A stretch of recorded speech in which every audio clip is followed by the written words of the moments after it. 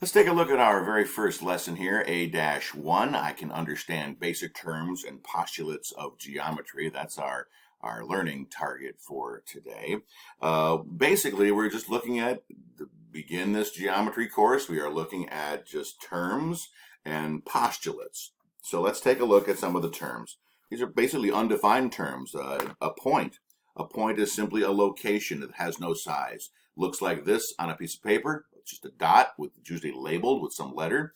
And in this case, it's called point A. So the name of this is point A. The next thing is called a line. A line is a straight path that extends in two opposite directions. On paper, in a diagram, you'll see the line with arrows at either end. You want to make sure you draw it with arrows.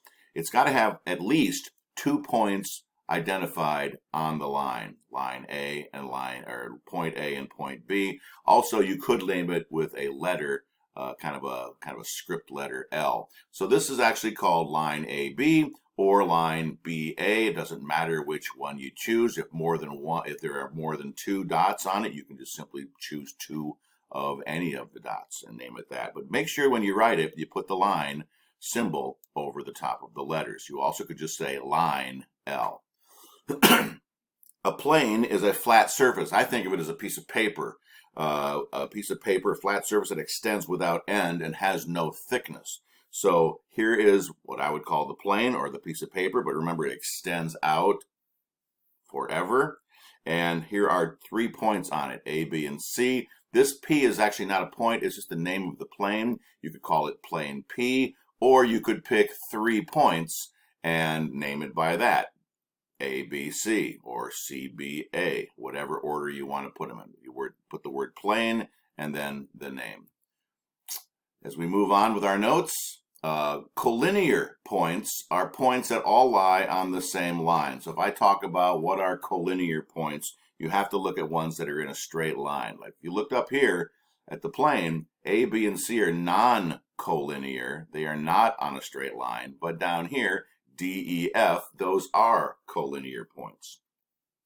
In the same way, if points lie on the same plane, we call them coplanar. So up here, points A, B, and C are coplanar. They're on the same plane, excuse me, but they are not on the same line. So they're coplanar but non-collinear. A segment is a portion of a line. It's part of the line that consists of 2 endpoints and all the points between them. So here's a picture of it that you would see in a diagram. This would be called line segment AB or line segment BA. Notice the line segment symbol above the name. A ray is part of a line that consists of 1 endpoint and all the points on the side on the line on one side of the endpoint. So if you start with A and you go this direction, this would be ray AB. Now this one you cannot call ray BA because you have to start with the end point as the first letter. So in this case, the end point is A, so we have to say it's AB. And there's a ray symbol over the top of that. Opposite rays are 2 rays that share the same endpoint and they form a line. So in this case, there are 2 rays here. One starts at E and goes this direction. That would be ray ED.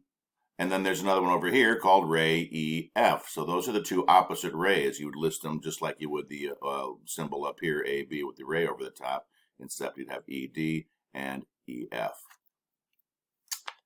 That brings us to postulates. A postulate is simply a statement that we accept as true. Later on, you're going to learn about theorems. Theorems have to be proven to be true, but a postulate does not. It's just an accepted statement.